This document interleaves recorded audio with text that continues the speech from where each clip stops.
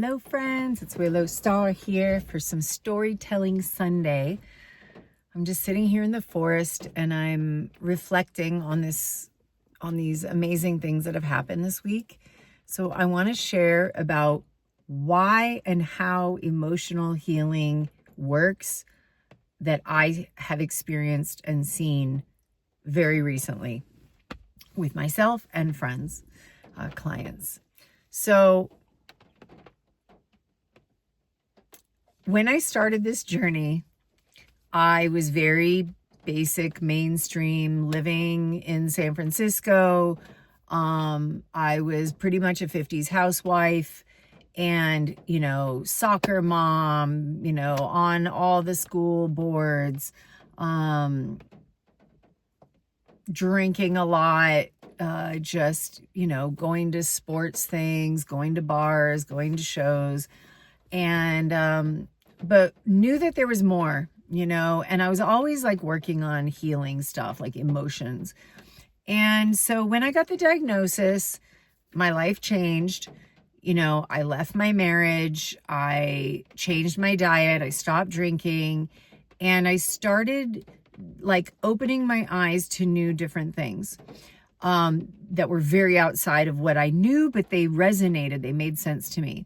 So I got connected. My acupuncturist had shared, all of the cancers in your liver in Chinese medicine is where you store anger and resentment. So it's a good place to start focusing on healing those parts of your life. So of course, like leaving my marriage, that was really good. Starting to set boundaries, cutting people out of my life that were harming and hurting me.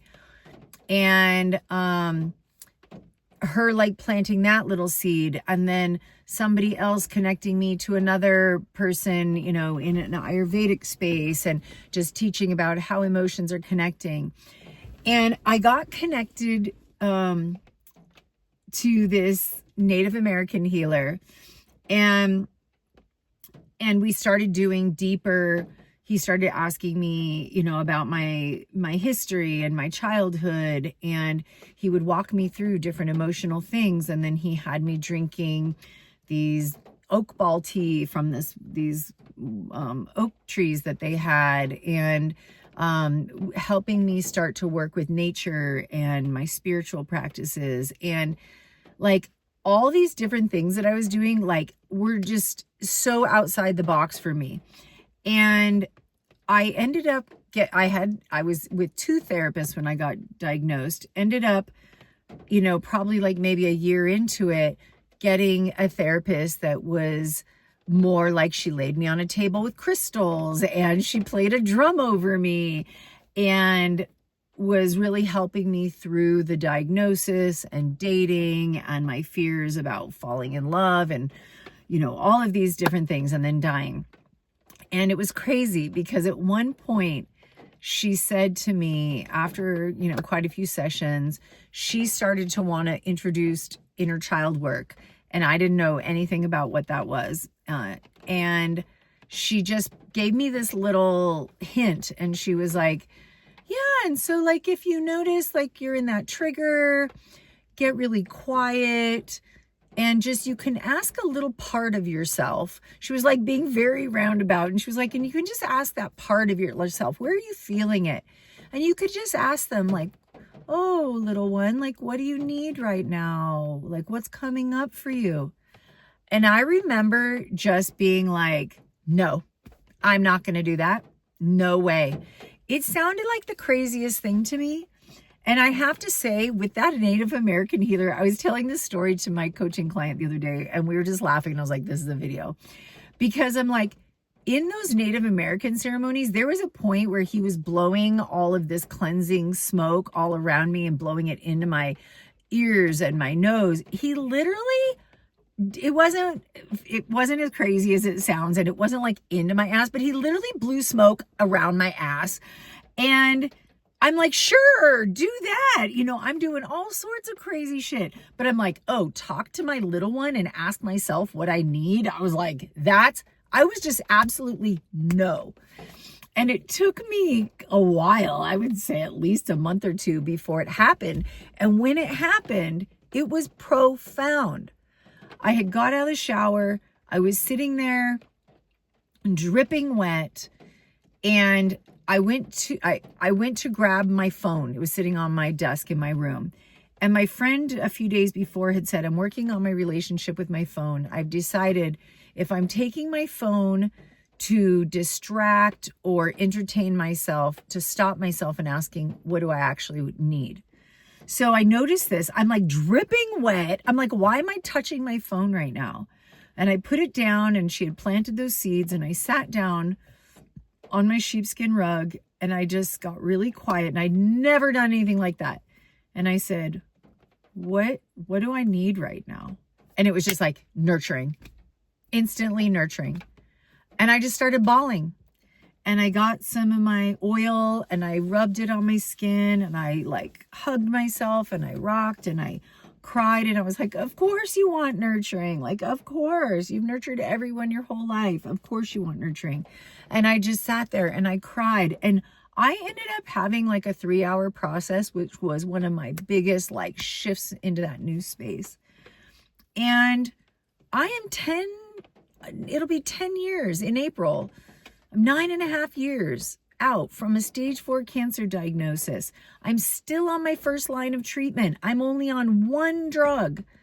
I'm doing so many things in my life, but the main focus that I have been working on for a decade is relationship healing, understanding myself, learning about my relationships with all different people involved, whether it's people I'm dating, my children, my mother, my sister, my community. They all have information that is helping me see parts of myself.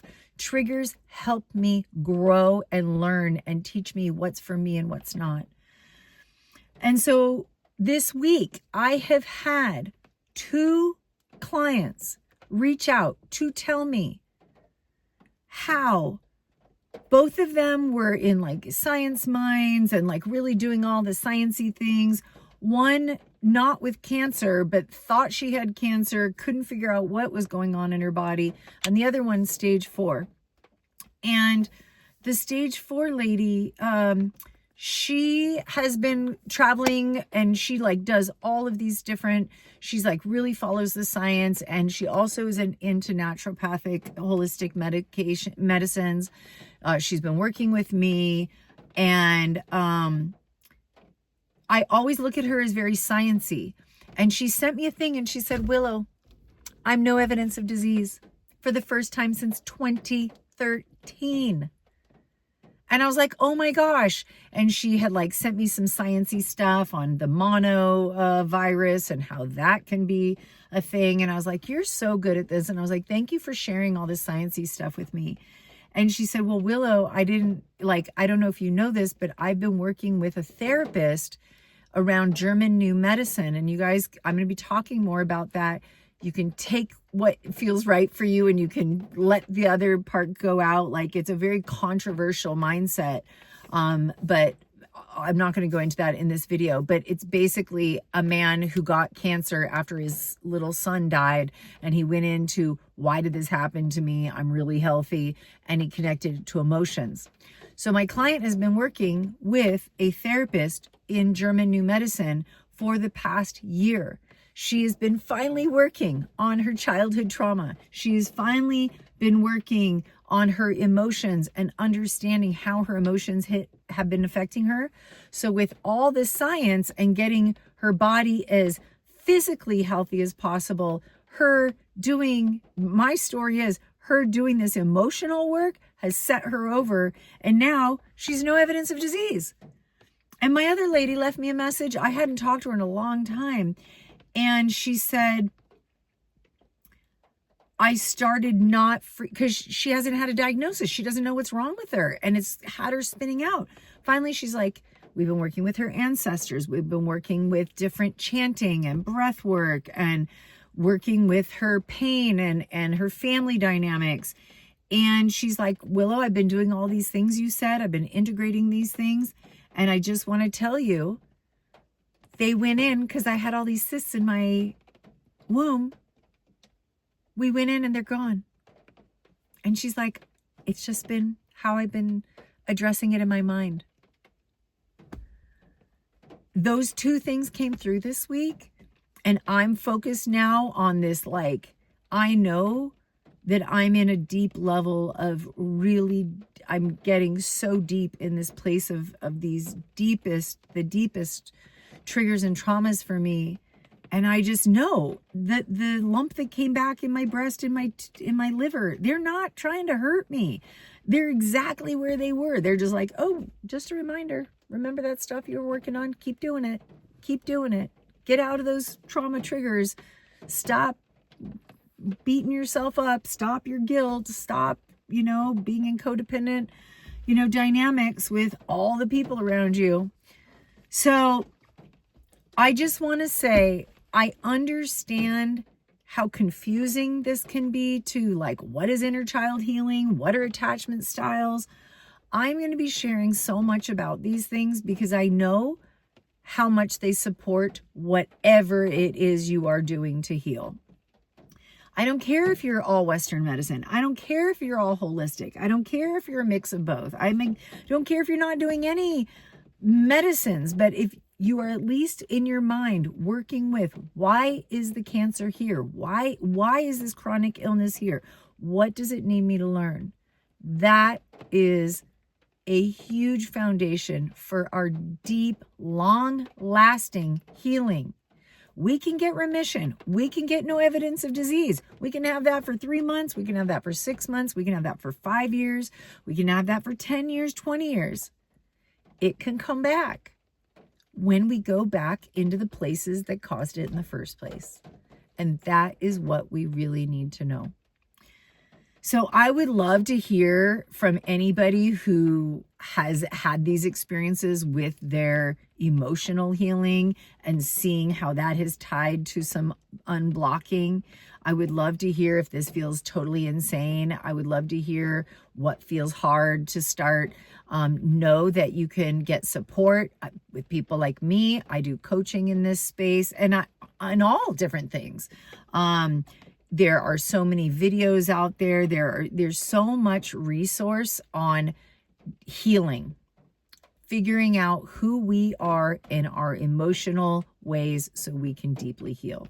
So I hope that this resonates with somebody out there. I can't wait to hear what your experiences are in this space. And please reach out if you want to know more about this.